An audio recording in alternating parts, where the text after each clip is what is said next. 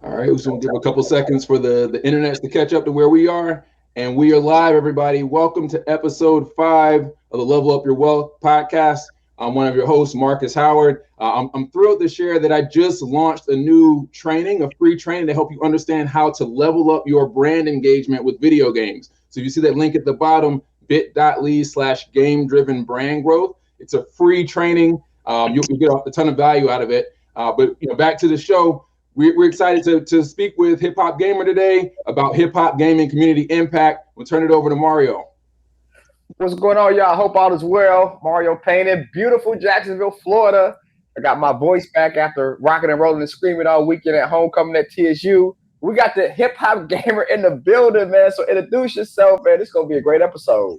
Yo, what's up, man? It's the go to the game, HipHopGamer, Hot 97, the realest. You know what I'm saying? Let's get it popping. Much love to y'all. Thanks for having me on. And you already know, Brooklyn, stand up. Let's get it, baby.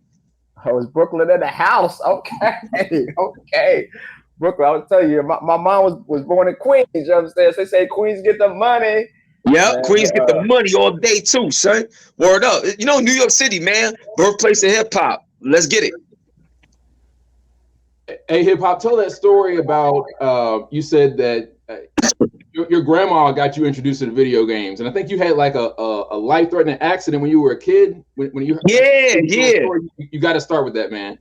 Yeah, son. So, yo, now real quick, just before I start with the story, like I can't see y'all right now. All I see is rock, paper, scissors. So, can I do something to see y'all or no? Before we get into that, let's go ahead and get the rock, paper, scissors going real quick. Yeah. All right, yeah. So if you join us for the first time, every episode we have our guest do a 1v1 match with Mario. Get your bets in on who you think is gonna win. It's the first to 10 points. Whoever selects a winner, we're gonna pick one person who selects the winning person, either Mario or Hip Hop, and that person will get a free digital copy of Mario's book, Relax Investor, and a free digital copy of my book, Innovate Gaming and Esports. So get your bets ready. Get those bets in the chat. We'll go ahead and get this first to 10 wins. Let's go. All right, here we go. So now, real quick, there's no cheating. You know what I'm saying? So real quick. Nah. Do I gotta push like rock, paper, scissors, or like what am I doing? Paper, scissors, and then basically both of you pick your card, and then it'll show you who won the round. So he can't see your pick. All he sees is 3 blank cards. I bet. So I make the pick now, and then it gets revealed. When you make your pick, it's gonna show both of you your cards, who picked what you picked, and then either win, you lose, or you draw. Got it. I bet. Let's go. Yeah, I picked my first one already. Oh, okay. We got to draw then. All right, we good. Draw. What's going on here with the draws, man? Okay. I took an L. All right. Who won? Me. 3-1 me. Yes. Oh, spoke too soon. So hip hop. So like I have my own investment firm. So you can actually correlate playing rock, scissors, paper to actually investing in the stock market, believe it or not. Oh wow, that's fire. Yeah. I can't tell you now why I'm trying to beat you, but I can tell you after the fact, though. 6-3. I'm opening up the lead. Yes, sir. If y'all watching live, get your bets in. We're getting halfway point here in the match. Yeah. Let us know in the chat if you think hip hop's gonna win or if Mario's gonna win. All right. 2 more points. Let's get it. 1 more match point in this thing. Here we go. Okay, match point. Boom! And the winner. Yo, that's hot. That is hot. So I like that. Yeah. Well, but you're right. You got Mario to the victory. Yeah, man. That's cool. Now, so you can take it off your screen now, man. But so like from an investment standpoint, like when you play rock, scissors, paper, like a person that uses the rock all the time, like they more aggressive, you know what I'm saying? Kind of like music, you know what I'm saying? Person, he left us. He was so upset. I'm upset. He left. He'll be back. Yeah, that's funny, man. That is funny. But yes, how many am I? I know I'm better than. Yeah, you definitely got a win streak going. He joined us back. He joined us back. Hip hop, you back. Yeah, my bad, son. I exited out the whole joint. My bad, son. It looked funny like the way it was, but yo, bro, real talk. That joint is fire, and I want a rematch. That's all I'm saying. I want a rematch. Word. And hip hop, you can set that up with the kids, man, up in New York. I'll connect you with the dev. He's in Europe. So if you want to do that, man, we'll make that happen. Dope. I love it. But yeah, let's get to it, son. Yeah. So now I was saying, like, from like an investment standpoint, a person that has like a rock, like they're more aggressive. So when they invest their money either in the stock market or in real estate, they're probably more aggressive. A person who paper, that's like more conservative, you know what I'm saying? So they're probably safer with their investments, safer with their decision making. And a person that's like scissors, like in the middle, because a scissors, like you cut something, but you get smashed too. So yeah. But now tell us about your story, man. How'd you get into gaming in the first place? That was fire. So going back to what Marcus had asked. So the first thing is, you know, if you look right here on my lip, right here, like I got electrocuted when I was one. Yeah. So I got electrocuted when I was 1 year old, right? So, you know, the story I was told was, you know, like my brother and my sister was fighting over a bike, but it was getting real. It was, you know, and then my grandma's had to stop it and everything. And I happened to get down off the bed or crawl to a refrigerator cord, and I was like, I bit and, you know, slobbed a little bit on the refrigerator cord, and it electrocuted my lip, and like this part of my lip was gone. You know what I'm saying? So that right there, you know, is crazy, because when I think about life, especially now, you know, I was meant to be here and do something special and do something amazing. And I believe that I am, and I'm living out that dream. So that right there, you know, was powerful for me to learn that story about myself, you know, in terms of my lip. And then on top of that, you know, with my grandma's overall, she's the one who taught me how to play video games when I was 4 years old, because my grandma's, she's a hardcore gamer as well. Like, you know what I mean? Her favorite character ever is Lara Croft, Tomb Raider, you know, in Street Fighter, her favorite character is Borog, you know what I'm saying? And she loved it all, dog. Grand Theft Auto, Mortal Kombat, Bubsy, Donkey Kong Country, all types of stuff.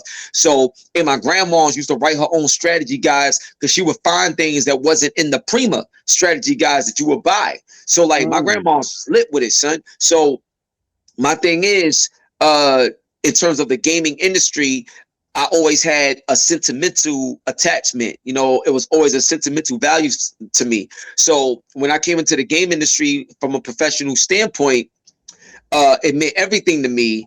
But what I learned and discovered is that it doesn't mean the same to everybody.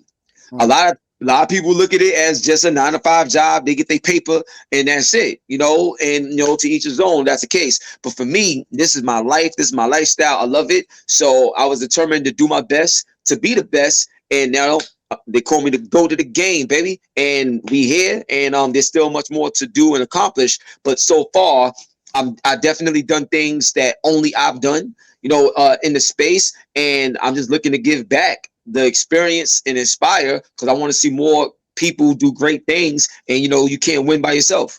So let's get it. How you are able to infuse music and hip hop in gaming?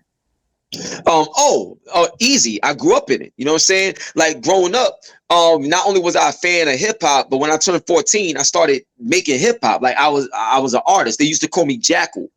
Back in the day, and like I was, you know, like nice even back in the day. Like I had an opportunity to sign a deal with MC Shan and stuff like that, but those things fell through. But I had opportunities and deals and offers, you know, with my brothers and my cousins and stuff like that. So it was crazy. And then in terms of games, the same thing. Like I grew up in that lifestyle, playing the games, create learning about the creation, you know, of games, all of that. So in terms of how I married it as I got older and created the HipHopGamer brand, it started like this.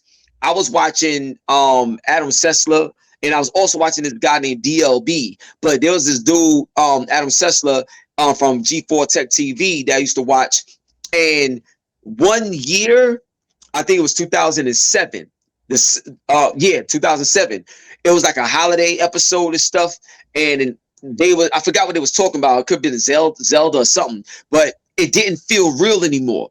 It felt like his voice was compromised by corporations. And I'm like, dang, it's you know what it is? If you see if KRS-One drop an album and it's nothing but auto-tune, and he's talking about strip clubs and stuff like that, it's like, this ain't KRS, like, this ain't it.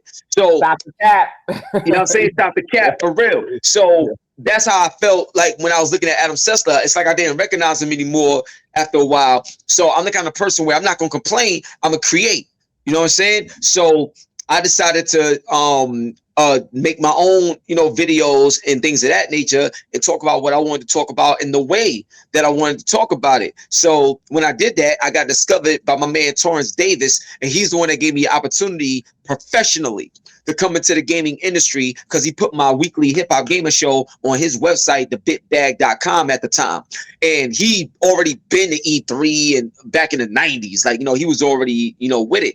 So my first E3 opportunity was in 2008 through Torrance Davis. And when I went to E3, it was a wrap after that, B, because now I got a chance to learn the business side of the gaming industry when I went to E3. And also I broke a lot of barriers because nobody expected somebody that looked like me with a big belt, talking street and everything like that to know the stuff that I knew. Because growing up in the hood, it was always about, oh, if you're a black gamer, then that means you only know NBA Live and Madden and, maybe Street Fighter. But I knew everything, you know what I'm saying? From Akari Warriors to Saturday Night Slam Masters, Final Fantasy, Chrono Trigger, all the games that like people will say these are white people games, you know what I mean? So it's like, I love games, bro. I came up on this. So when they learned that and discovered that, and I also knew what I was talking about because I did the research and everything like that, it just put a different eye and perspective on the imagery with the knowledge. And that's how I was able to really make a dent in the gaming industry, and I never looked back, bro. That's dope. So let's go over the show. So you're creating the show, so you're producing it. So is it more around games, is it more around hip hop? So kind of describe the aspects of the show. So in terms of the show, is that what you said? Because you was breaking up a little bit. So you was referring to the show, right? Yeah. Yeah, so the show is definitely more games than hip hop and stuff like that.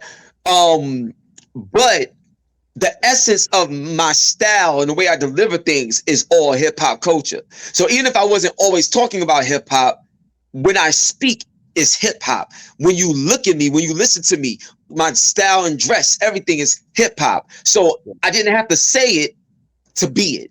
You know what I mean? I'm it. So when it came to games and stuff like that, I always talked about games in a high fashion, and I always got started to get major interviews from major game developers where when people saw that, they was like, wait, hold up, this dude is serious. Like he's talking to Hideo Kojima. Like, what HipHopGamer doing with Hideo Kojima? Like these are the things that started becoming mind-boggling to a lot of people that was watching, but it was also mind-boggling to me because I never seen that before. And the first time I see it, I'm actually the one doing it. So that was a big moment for me in terms of reflection, because it let me know that I was in an important position that was bigger than just myself.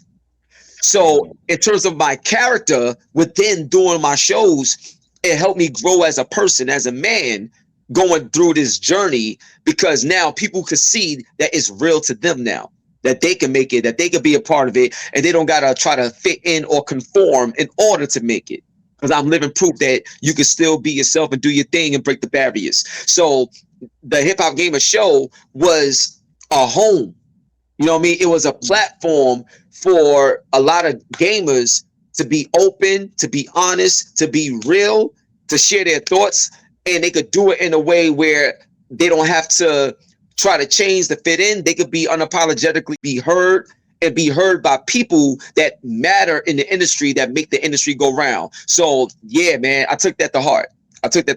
And that's why my show became big.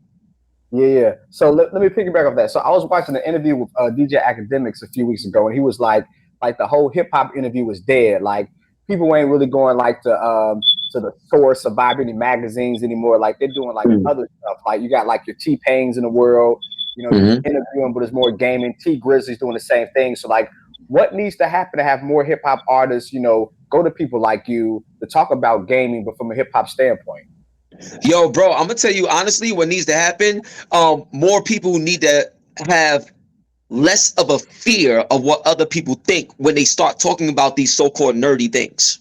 Because one of the things that happen, especially in the hood, it don't happen as much as it used to, but it still happens. And the thing is, everybody got this concept. Matter of fact, not too long ago, I think this was like last year, it was on the Joe Budden network, but I forgot the name of this girl, but she was like, yo, if I catch my man, you know, playing video games, it's over. Like, you know, all this other stuff. Like she has this such a negative energy towards, you know, grown men that's playing video games or whatever, right? And there was another person that tried to do that too, but my man Chloe Thompson, he had, you know, set the record straight because he was one of the guests on that particular show. But the thing is, that connotation that this is corny, this ain't cool.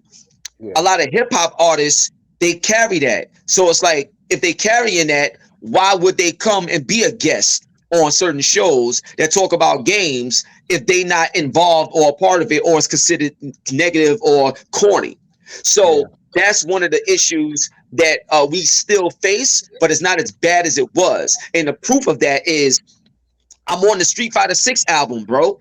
And not only am I on the Street Fighter 6 album, I helped put it together, and I got Papoose on it. I got Dave East on it. I got my man Buddha and Grands and Mike Cuz. They're the producers of it. I got Sheik Luch and Styles on it. Smoke Dizza, everybody, and they came to Comic-Con. You know, all of these things are changing. My man Graf, all of that. So things is changing, but the more collectively we do it, the better. Like, it'll be nice to see Joe Budden's have somebody like me be a guest on his show, to have these types of conversations in an authentic manner. You know what I'm saying? It'd be nice to be on Vlad, you know, and have these types of conversations and stuff like that. But one of the biggest issues that you see in hip hop media is the same issue that you saw back in the days when Biggie and Pac got killed, where Source and Vibe, everybody's like, let's push this narrative because we're making so much money on the beef that let's keep it going till somebody die. And they both did. So at the end of the day, it's the same thing now that you've seen then. If it ain't about, one of the biggest stories that happened was Adam 22 and his wife having sex with the guy. So the thing is, you're making money, you're glorifying all of this, and it's all over. And all you're doing is investing and supporting dysfunction. Right. So, but if that's what's going to get you the bag, then you got people that's like, I don't want to do it, but that bag different. So I'm gonna just do it. And I'm like, do what you do. But my thing is, don't do what you do and then complain about what you've done. Because what you do affects other people too. Right. You know what I'm saying? So my thing is, I'm the kind of person where if you're going to do something, stand on it and don't complain about the decision and what comes with it.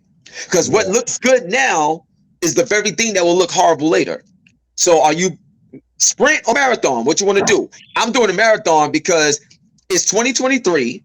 I started professionally in 2008. And I'm still here. I'm my own boss. I do what I want to do, and I do it at the highest level. And that alone right there is a game changer, especially nowadays in the gaming industry.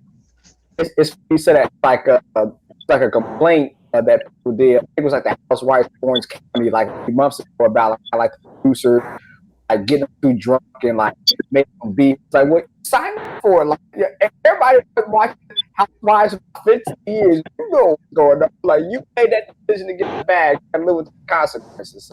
Yep. Right. Exactly.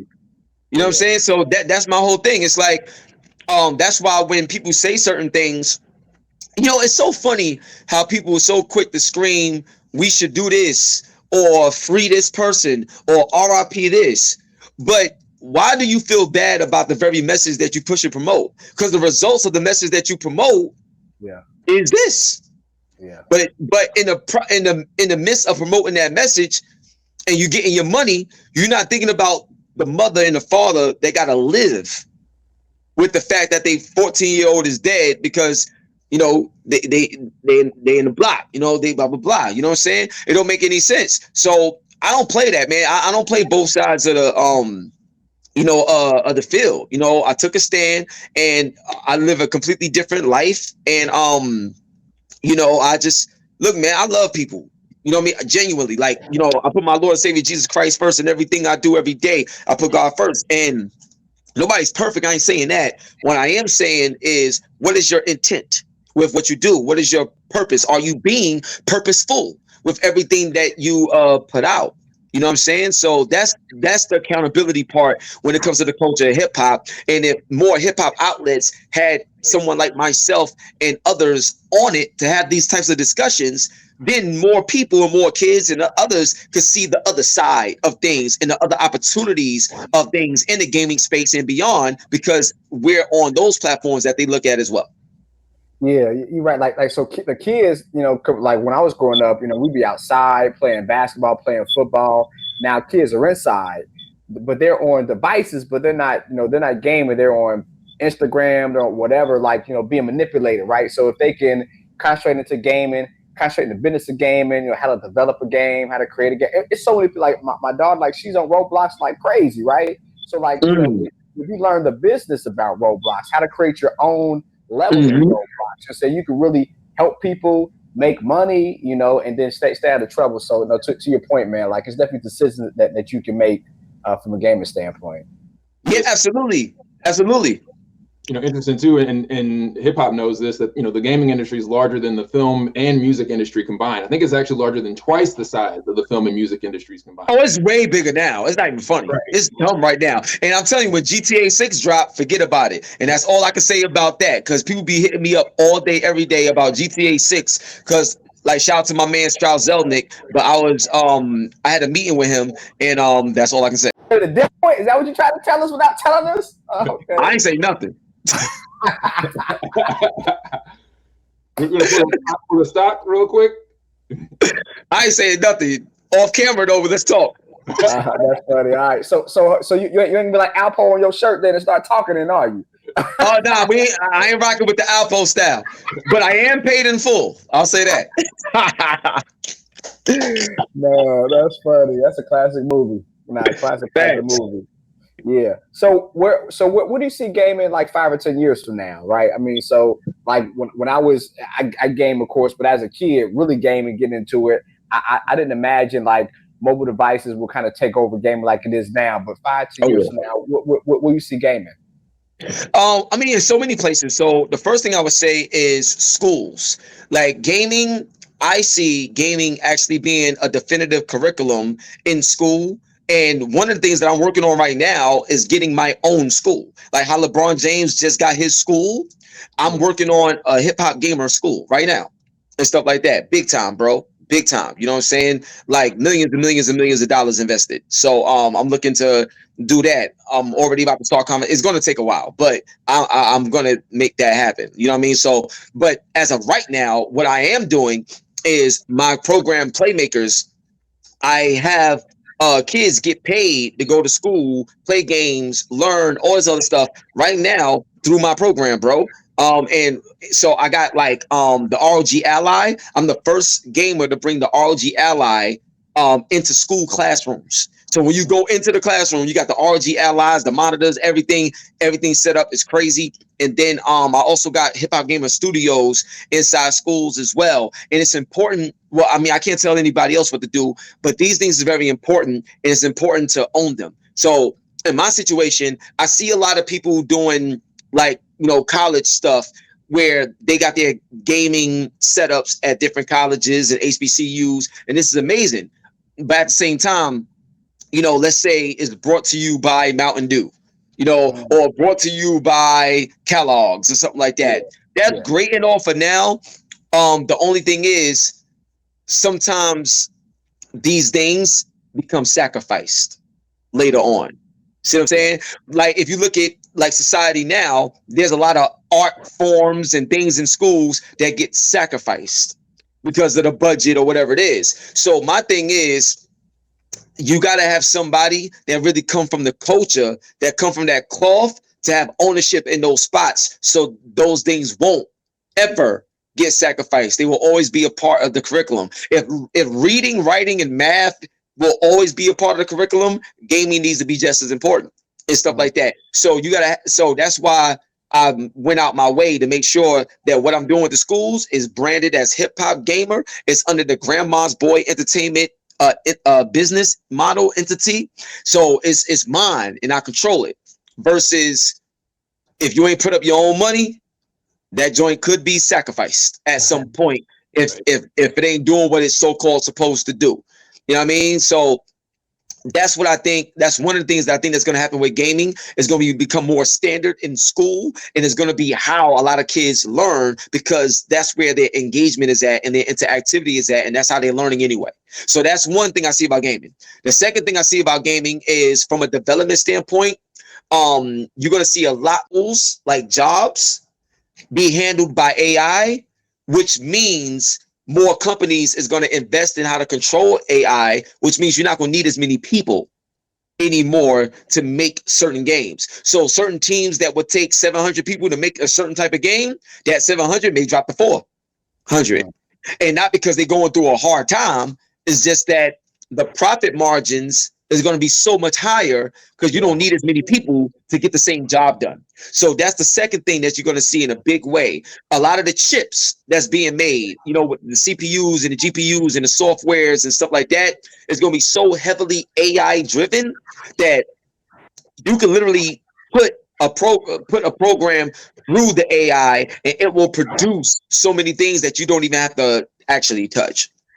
So that's the third thing that you're going to see. And lastly, something that I strongly believe that you're going to see is gaming and music is going to be more synonymous with each other. Why?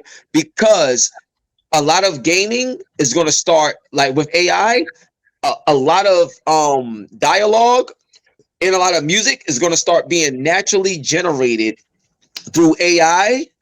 So a lot of artists right now, pay attention. The same way you trademark who you are and your brand and your logo, you have to trademark the digital version of yourself. That's going to be another big thing. Like everything is going to be so virtually done that there's new laws being instilled when it comes to AI and how your likeness is being used and stuff like that. Is the game is changing. So if you don't adapt now, you're gonna be sorry in the next 5 to 10 years.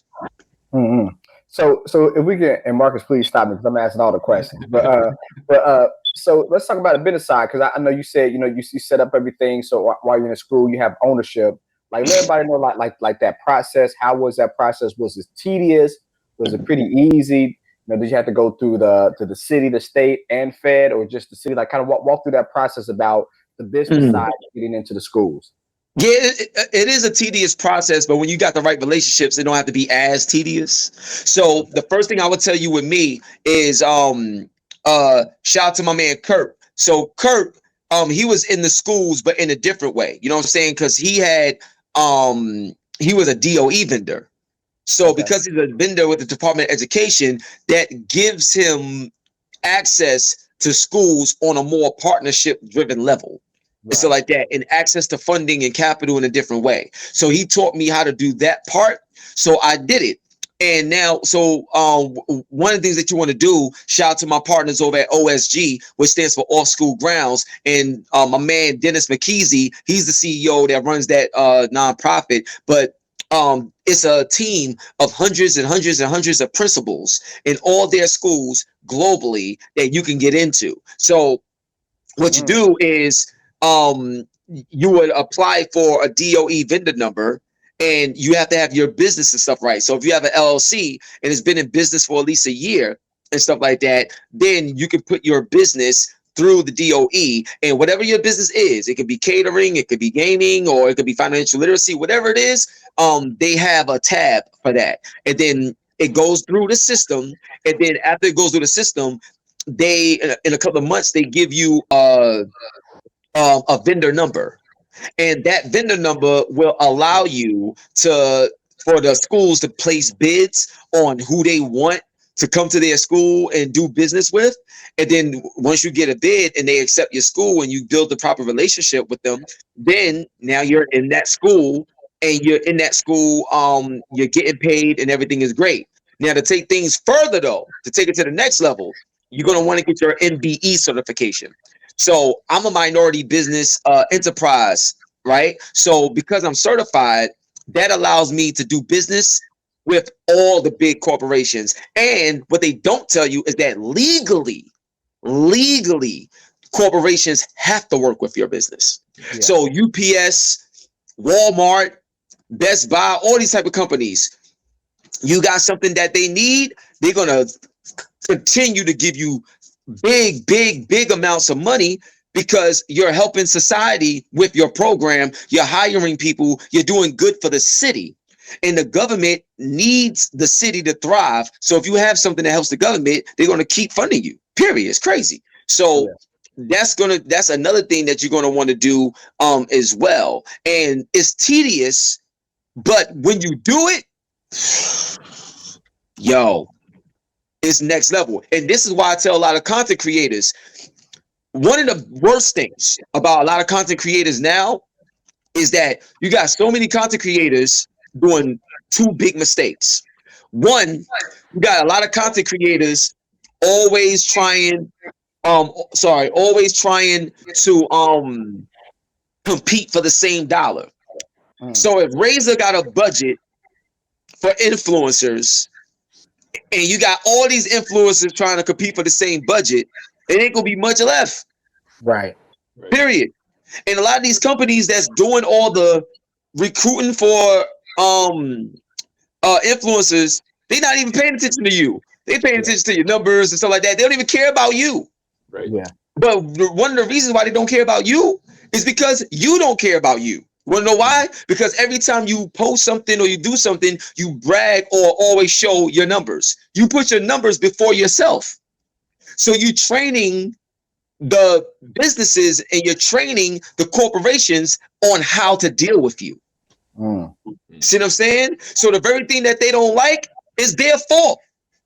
You see what I'm saying? Because they put their numbers before who they are. You know what I'm saying? So with me, I got millions of people that pay attention to me, but I don't like my Instagram or whatever. If you look, I don't got 1 million followers on Instagram, but it don't matter. You want to know why? Because I could pick up the phone and get access to people like Oprah. You understand me? So you talk about value. My presence is a present. You see me, you see what I'm doing. So obviously, how did I do that? Like, you know what I mean? The character is your currency. And I got that trademark. But it's important to know that character is your currency. The value will always be within who you are. I don't care how much business you do or whatever. My value is in you. Who are you? You know what I'm saying? And from there, we build. If I can't rock with you, what we talk about? So that's one of the biggest issues that I got, like, with a lot of content creators.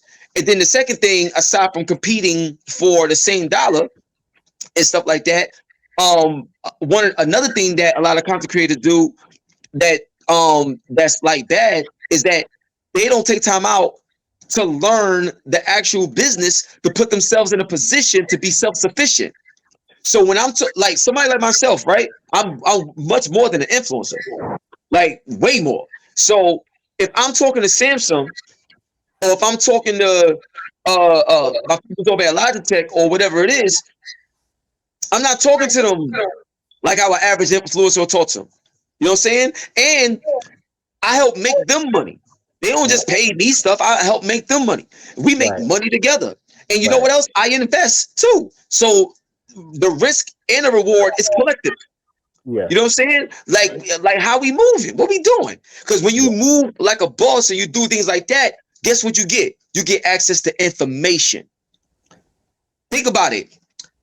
If you're just an influencer, there's certain things that you don't need to know. You need to know what I tell you that pertains to you. Me, I need to know everything.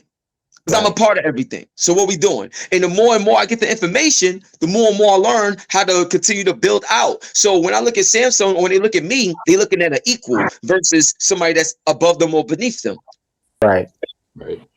Hey, Yeah. So yeah, back real quick and talk about that process to get MBE certified, because that's something I still got to get done myself before the end of the year, so I can be right for 2024. I've been trying. Every time I go through that process, I get right there and like, it's not like you said, it's a process, right? So can you break that down so folks who are listening, if they want to get that certification, they know how?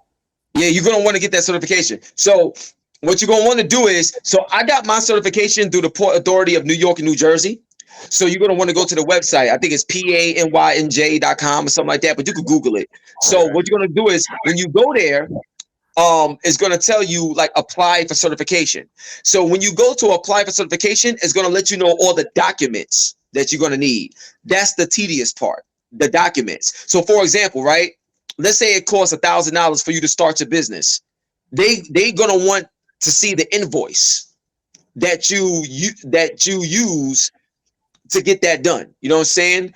2, your bank account. They're going to need a bank signature card. So you got to go to your bank to get a bank signature card so they can see that as well. You know what I'm saying? Then your business, you got to be 51% or higher owner if it's a joint business, or if it's just you and it's 100%, great. You got to do that.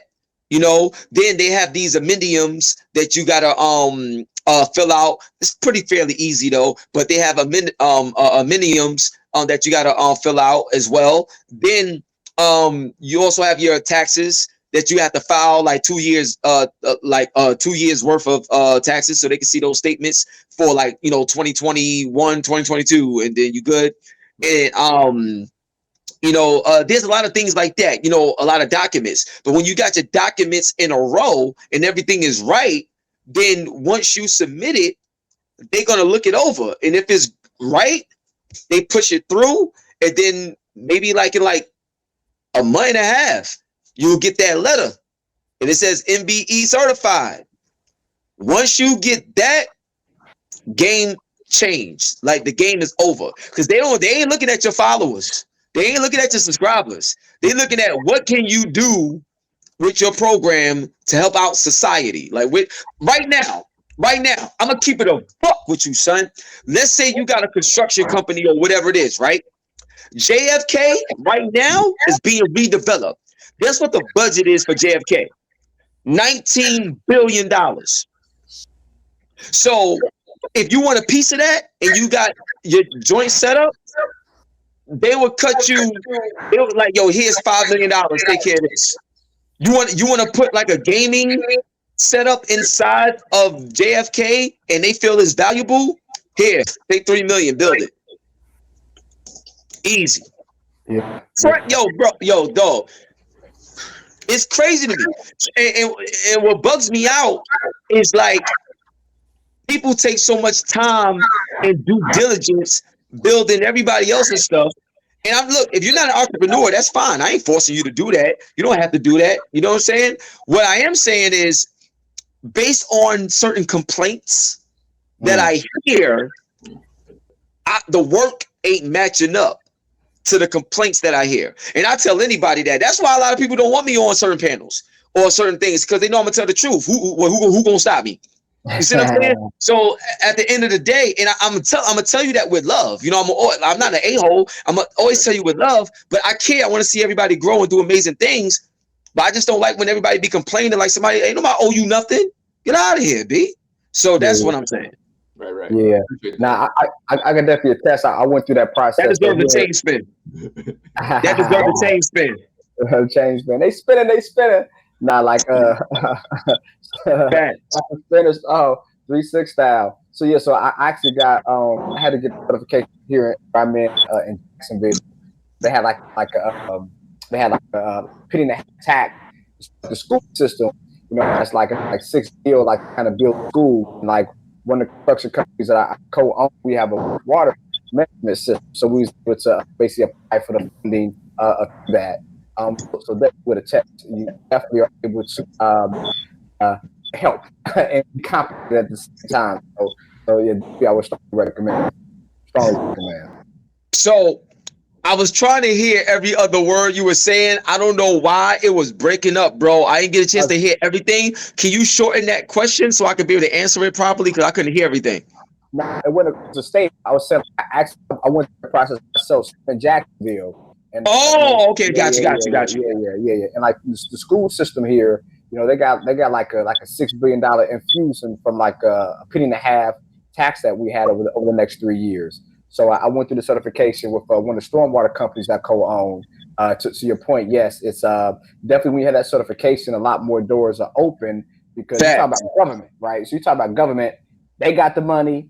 They gonna print the money, you know what I'm saying? So this is what I'm saying. Yo, bro, you already know what I'm talking about. You know what's so funny? In New York, right? The budget for New York, just education alone, the budget is $34 billion. Wow. For education alone in New York City. I've been telling mad people, like a lot of content creators as well, like do research on your own city. What is the budget to keep your city thriving? And what does your city need to thrive? What do you love to do? And what do you love to do that can be beneficial to the city that you're in? Like, dog, there's no way that somebody, even with a little bit of influence, shouldn't be self-sufficient in what they love to do so they can make things happen. So if Samsung turn you down, so do it without them. Right. See, what I do is when I'm talking with people and businesses, I got great ideas. They got great ideas, but there's only one HipHopGamer. So everything that I do, I play to my strengths. There's things that I can do that nobody else could do. Yeah. Period. Nobody. I'm a one of one. Marcus, you're a one of one. You know what I'm saying? Like you have one of one. So at the end of the day, what is it that you do that nobody else can do, at least do like you? And how do you apply that to something that's valuable for everybody to benefit from? Because if it only benefits you, then that's whack. That's weak. Like that's a sucker move if it only benefits you. But if you're doing something that benefits you, but also by default benefits other people, now you're growing the very thing that you're in, and it's only going to scale, and you're going to see more from it anyway. Very true. So yeah. And then on top of that, dog, you start getting in the rooms with people that you didn't even know existed, but make all the decisions. Right. Like one thing that I learned on the red carpet, like interviewing people like Kevin Hart and interviewing what's the name? Who I just had on, Tiana Taylor and Nicolas Cage and all these people. One thing that I learned being on the red carpet so much is don't focus on the talent only. Who's that person's publicist? Who's that person's sister or brother? Who with them? Who with her? Who? Like, you know what I mean? I want to know that. Because there's always someone or something or some machine behind the result that you're looking at. Yeah. You know what I mean? Right. So I focus on what makes things work. I'm an executioner, bro. So yeah. Yeah, I can attest that. Right behind me, right there, I was in Forbes magazine. You said Forbes magazine? Yeah, he recently got published in Forbes magazine. Word! Yeah. Now, I'm breaking up. Salute, baby. I'm breaking up. Now, chain spin, baby. Chain spin on that, son. Now, I was saying it was because of relationship though with my publicist. So you know, what I'm saying they knew a person. They want to do a story about an African American and kind of what I thought about the stock market for this rest of the year. And they picked up the phone, and the rest is history. So now, to your point, man, it's definitely about relationships, man. Definitely about relationships. Yep. Now check this out, right? You on Forbes, right? Just being in Forbes comes with a certain standard, and it speaks for itself. Yeah, changes the conversation, everything. So imagine you go somewhere, and yeah, this person may have 1 million followers, right? That's great. But you doing business with people, you're seeing with people, you in Forbes. It's like, wait, hold up. Like, let me talk to this person real quick. See what I'm saying? All of a sudden, what happened to the subscribers? What happened to now, I'm not saying those things don't matter. Don't get it twisted. I'm not saying they don't. But I think too many people put too much stake in them. You wanna know why? Because if you got 1 million followers, I can find somebody else that got 1 million followers. Mm-hmm. You know what I'm saying? But you ain't gonna find any and every old body in no Forbes. Yeah. So you gotta understand, you know what I'm saying, Marcus? Like you gotta understand the actual technicality of the value that you're bringing to the table. Because when you in a room, you want to be able to say things that only you can say, versus you saying anything that anybody can say. Then you be looking replaceable. Yep. Yeah. I mean, I imagine all these interviews and things of that nature, you built relationships. So tell people like importance of relationships and what probably sets you apart. Building relationships as the hip hop gamer, just like another person who does content by itself. So what's the importance of relationships? How do you leverage that as a hip hop gamer? yeah, well, for me, like, I don't ask nobody for nothing. I always ask what people need. Okay. See what I'm saying? I don't ask nobody for nothing, bro. Now, let me tell you something so this don't get twisted. We all need help. So do I need help? Yeah, of course. I do ask for help when I need it. Don't get me wrong. But what I mean is I don't approach people with the intent on getting something from them. I approach people with the intent of, yo, you doing something dope. How can I be of service? Because I love what you got going on. And then I approach it from a family standpoint. So my thing is, who are you? Meaning like if I can't have that brotherly love or that like that brother sister type of love and have that within the relationship of the business and everything that we trying to build, then it ain't worth it to me. The reason why is because if we only as good as the money, then we good when we up, but it's bad when we down. Nah, B, I don't rock with nobody like that. I don't care. Like, I genuinely care about people. That's what people understand. When I tell you that, like, I'm a Christian, I follow Jesus Christ, like, you got a lot of evil things that happen in the world. I get it. You know what I'm saying? But all this stuff is going to pass away. I have an eternal life to look forward to. So that's a whole different situation. But the point I'm trying to make is I genuinely care about people. So I want to know what your goal is personally, what your goal is company-wise. How can I be a servant, you know, for that? And we just build and rock out. Keep it simple. And whatever happens, happens. And that's how, yo, dog, I'm going to tell y'all, I'm going to keep it a buck with y'all. I had a major meeting today. 2 major meetings today. One dealing with the NFL and another one dealing with Chase Bank. Now, I'm already partnered with Chase Bank. So people can talk about the followers all they want. I'm partnered with Chase Bank. Yeah. I'm going to say that again. People can talk about the followers all they want. 1 million followers or $1 million? What we talking? Yeah. I got Chase Sapphire card, man. So yeah, run it up. You know what I'm saying? Come on, bro. I got the ink. I got the ink on mine. Yo, come on, B. So the point I'm trying to say is just the business call that I had today. The lady was so enthused about me from email before we even spoke on the phone. Because on the email, I'm like, yo, what's going on? Yo, this joint is fire. Love you. We got to talk, yo, because this is crazy. Then we got on the phone, and I'm like, yeah, what's going on? Blah, blah, blah. She was like, yo, Chase Bank. Yeah. And they like, yo, blowing away. And they was like, yo, you know what? Whatever you need, let's go. Boom, boom. So now, very soon, I got a whole bunch of kids getting their money deposited in their newly formed bank accounts with Chase. And now after that, we have business. Bro, I got to set up with my program at schools where I got kids having business meetings with business owners and other like celebrity people, and Chase Bank themselves. I got kids as young as 5 years old having business meetings with big time people. That's dope. Because I want them to understand I want them to grow up learning and understanding how money works so they can have, you know, be able to have more freedom to do better things instead of feeling stuck and stranded and then feel like they got to revert to the hood and revert to the streets to make a living. Yeah. So I'm eliminating all of that. Because one thing I like to do, bro, in my business model, I like to eliminate excuses. I don't like when people be talking about what they can't do or what they don't got or this person did this. Stop it. Stop it. You want to do something, let's make it happen. If you're going to complain, you don't really want it. You're just looking for somebody that you could guilt trip, that you could get something from. Come on, bro. I know how this goes, son. So, yeah. Yeah, nah, that's awesome. And you're helping kids too. You know what I'm saying? Like, if you help one kid make a consistent wrong decision, like you get an impact on society. Facts, man. We got Facts. It Sean means a lot to me. Sean showed up in the audience. Thanks, Sean. We see you, man. We appreciate your support, Sean Berry. Oh, word? Yo, Sean, my dude. What's going on, baby? Yo, Sean, what's up, baby?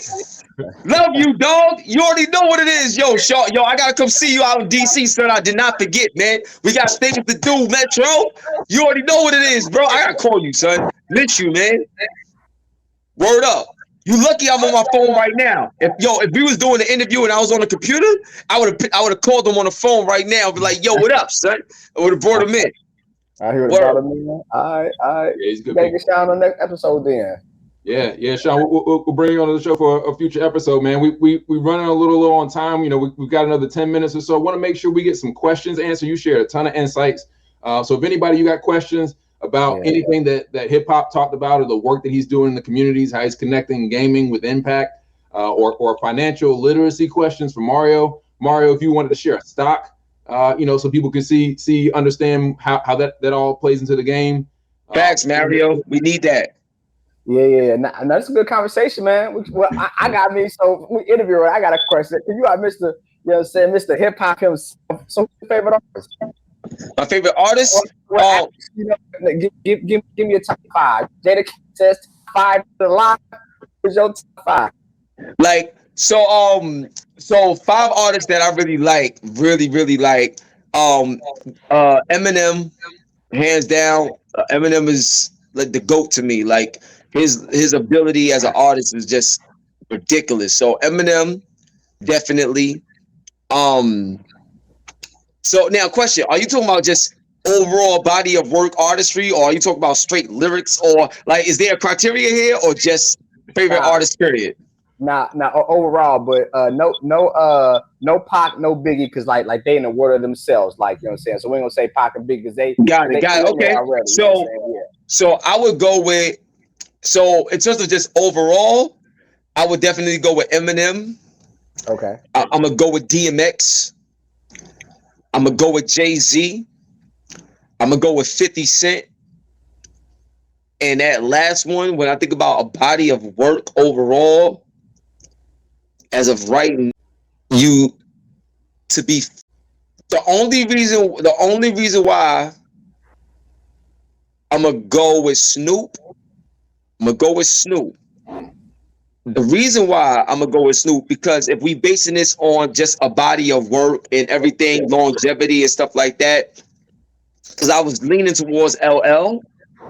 Okay. But the reason why I go with Snoop over LL, not because Snoop is better, it's not that. Snoop has been able, in every single medium that he touches, and I can relate to that. So I'll give you an example what I mean. As when I go to the New York Stock Exchange, I didn't have to wear a suit and all this other stuff and conform to they wound up conforming to me. And that's not easy. That's not an easy thing to do. But when you are blessed and you got a gift and it needs to be seen and it needs to be shown, then a lot of things you can override when you're that good. Like when you can override a lot of things and change a lot of things, honestly, when you're that undeniable. And Snoop, to me, was just undeniable in more fields than any other artist to me. So that's why I put Snoop there. And you got to show love to the West Coast too. So yep. Yeah.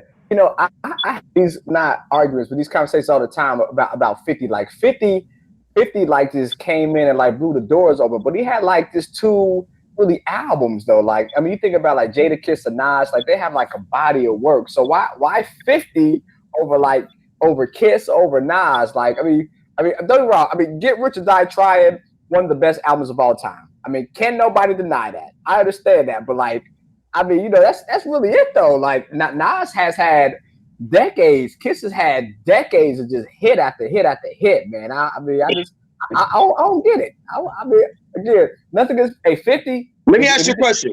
If 50, if you do a power spinoff about, a person who got their own ETF on the stock market like I do, I would love to be a part of that. You know what I'm saying? But Yo, 50 is bigger than just hip hop and artistry. We talk about a body of work.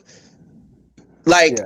there's places in the world that don't even know who Nas is right now. Yeah, that's true. That's true. That's 50 is known globally. yeah. 50 got 2 diamond albums. Nas has none. What are we talking about?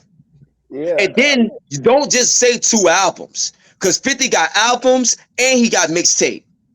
Yeah, Like crazy. Like, you talking about a body of work. And the video game. And there's a And the lot video of game, people. yeah. And the video There's a game, lot of people that got a lot of albums. Just because you have a lot of something doesn't mean they're great. yeah. What did Jay-Z say? You had a 1 hot album every 10-year average. Don't get me started, bro. I know my hip hop. I love Nas, but you know what's very interesting when it comes to Nas? Everybody always still to this day revert back to Illmatic. You know what I'm saying? Great album. Great album. One of the best albums ever made. So the point I'm trying to say is Nas got a lot of albums, a lot, but they don't hit like Illmatic does. You know what I'm saying? And now with the King disease, he's really been going off lately. You know what I mean? Right. So he's doing his thing. You know, but the point I'm trying to make is 50 right now is taking music from mixed 20 years later, selling out stadiums worldwide. What other artists can do that besides Eminem? I don't know if Nas do that worldwide. Exactly. So what are we talking about?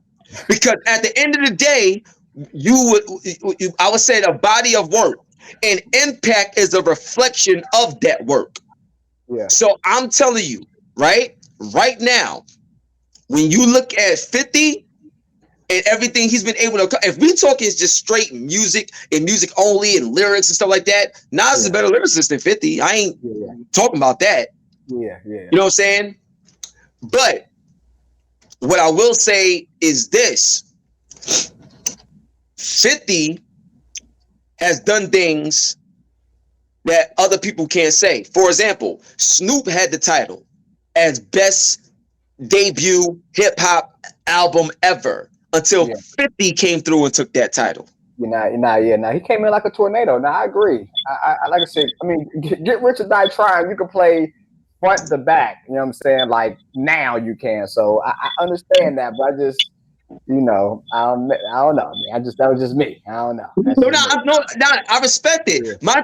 Look, I'm a journalist. I'm a debater, bro. So my goal is not to be right against you. My goal is to make people see my point of view over yours. And you know what I'm saying? And seeing my point of view is easier to see. I'm gonna tell you why. Because if I tell you something that my guy can do that your guy has never done and can't do. Well, Nas has sold out many tours. I mean, Nas game way longer than 50. You know what I'm saying? And to your point, Nas has actually birthed himself. Like, how many artists can do that? He had Illmatic, you know what I'm saying? Illmatic, the whole situation with JB, then birthed itself all over again with King's disease. And think about football. I mean, he is like, he's king of crypto. Like, he's so much with Bitcoin. You know, he's ring. You know, the ring. You know, he's investing in that. So, I mean, you know, he's had some impact too. Nas is incredible. I'm talking about your statement. Yeah. Like you said, in terms of body of work, and you said Nas got this album. 50 just got Get Rich or Die Trying. So what I'm saying is, if that's the way you feel, then that point doesn't work for you. Because if one album from 50 can destroy Nas's entire career, that don't look good for you. Think about it. I mean, so we can say the thing about Nelly there. Like Nelly went diamond twice. You know what I'm saying? I mean, we ain't talking about Nelly right now, where's we? Nelly was in a movie. You know what I'm saying? Now, but like this. Now I'm glad you brought that up. See, we talk about impact though. So we talk about impact. Can Nelly do what 50 is doing right now? Right sell now, out no. tours in Croatia, in all these other places. Nike. They don't even know him out there like that. What are we talking about? I mean, but you have Vocal, you had the Bible G. You know, it's just, you know, Bro, about you know what's crazy about your argument? You know what's crazy about your argument is 50 Cent been hot since he came out till current. Kid Capri, I was just with Kid Capri. No, he has. 50 has been hot since 2003, even before 2003, because back in 99, ever since Jay-Z said, I'm about $1, what the is 50 Cent? Since How to Rob, 50 has been hot since How to Rob. When I mean hot, I'm not talking about he put out an album and each album did this. I'm talking about being relevant to the culture, whether it's from interviews, business deals, whatever. Jay-Z has been hot since 96. Like, these is people that's been hot since LL Cool J, been hot since the 80s. Like, these people been hot forever. Kid Capri, I was just with him. I had him on my show. Kid Capri has been hot for 37 years. It's one thing to get somewhere. It's another thing to maintain it. So let me ask you, because you know stocks, right? So I'm going to use your business model to talk about this, right? If you make a lot of money, right, in 2023, if you made $1 million, right, this year in stocks, right? Yeah. And in 2033, you make like nothing. Like, you made your money in 2023, but throughout all the rest of the years, you make nothing. Right. And then you got somebody else that makes crazy money, and every year they doubling and tripling and quadrupling all the way up to that 10-year mark that we just said. Yeah. The first year, you probably had the leg up, but they are consistent, maintaining what they did that first year. So do you want to maintain, or do you just want to hit that moment one time? Nah, you want to maintain, of course. All right, then. So when you talk about maintaining, who has maintained better in terms of impact globally when it comes to 50 and Nas or anybody? What are we talking about here? So that's what I'm saying. Yeah. So if you agree that you would rather maintain than to just have that moment, then you agree with what I'm saying. Because 50 was able to have a moment in 2003 and maintain that same moment all the way 20 years later. Yeah. Let me ask you this, because this is called the Final Lap Tour with 50, right? The Final Lap Tour. Nas right now, when you look at the concerts that Nas do, look how many people. Now, Nas recently sold out the Garden by himself. That was huge, right? Now, that's a moment, right? That's big, right? 50 sells out places that's way bigger than the Garden, and he sells out the Garden, and he does it by himself everywhere across the world. Yeah. Look, I'm not denying 50. I'm just telling you from my point of view, you know what I'm saying, from a music standpoint, like that, that's why I rock with Nas. But again, Get Rich or Die Trying, and that's actually a good conversation. Like, you know, what was a better album, just period? You know, Illmatic or Get. That's not. I'm not choosing. I don't know. I can't choose. That's hard. So they both. That's my point. That's my both too point. good. Yeah. Like, you can't skip a track on none of them. They're both classic albums. Like you can't go wrong with, like, you know, are you kidding me? Like, what? They're both great. They're both great. I'll just leave it at that. Yeah, it's like a different feel. Like listen to Illmatic, going to the track, it's like you feel different compared to Get Rich or Die Trying, but it's still great music. You know what I'm saying? Great music, man. Yeah, great. So we'll be here all night talking about. We'll be all night, but I think that was a great segment. Yeah. So we gotta clip that. That was a great segment. We'll send it over to you. Yeah. That's awesome. So, man, thanks so much for your time, Hip Hop. Before we go, two things. One, can you let us know from our guests tonight who wins a digital copy of Mario's book and a digital copy of my book? Right, we already awarded earlier for somebody who picked. I think who was that? Who won? Wilbur picked Mario in the rock paper scissors, so he won digital copy. And then you get to pick our next winner. And then before we go, let us know where people can support you, where they can find you. You know what you got going on between here and the end of the year. All right. So I ain't gonna front. I'm looking at the chat right now.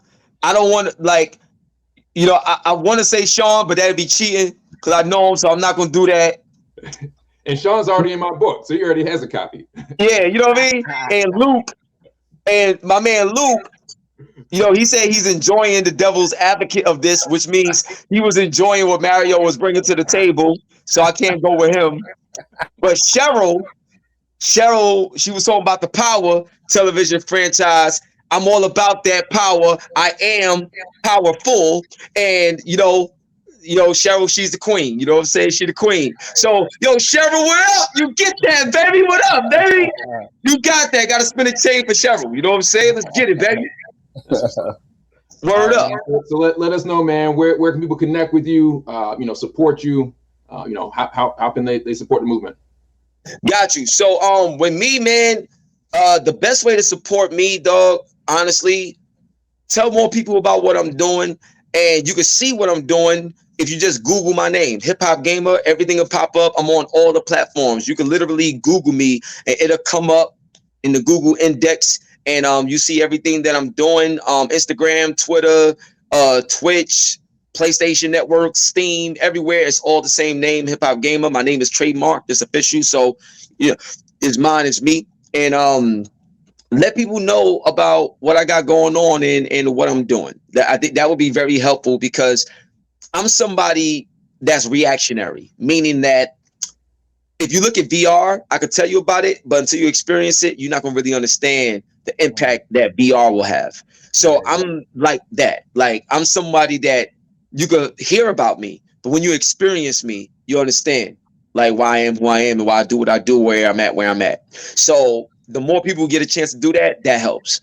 So please just let people know about what HipHopGamer is doing. And I think that'd be perfectly fine for me. And you said it was something else that you told me to do, Marcus. My bad. Oh no, you picked the winner. You let us know how we can support you. Yeah. So on that note, make sure y'all check me out. You know what I'm saying? On the 660, nationally syndicated. You know what I'm saying? Make sure you check me out on Hot 97. Every day is going down, baby. Check me out on the New York Stock Exchange with Get Money Gamers. You know what I mean? And there's more to come. I can't talk about yet, but there's more to come. So get ready. And also check me out on the Street Fighter 6 album. It's out right now. I did the intro and it's fire. Let's get it, baby. We'll keep it tuned, man. We appreciate that. Mario, where can everybody support you? What you got going on? Now I'm just happy, man. I'm just happy. I still like Nas though, but that's a whole other conversation. Yeah, I love Nas too. Because I love Nas too, bro. Yeah. But now y'all can hit me up on my just Google Mario Payne, Mario MAROPY. This Google got pop up. Instagram, of course.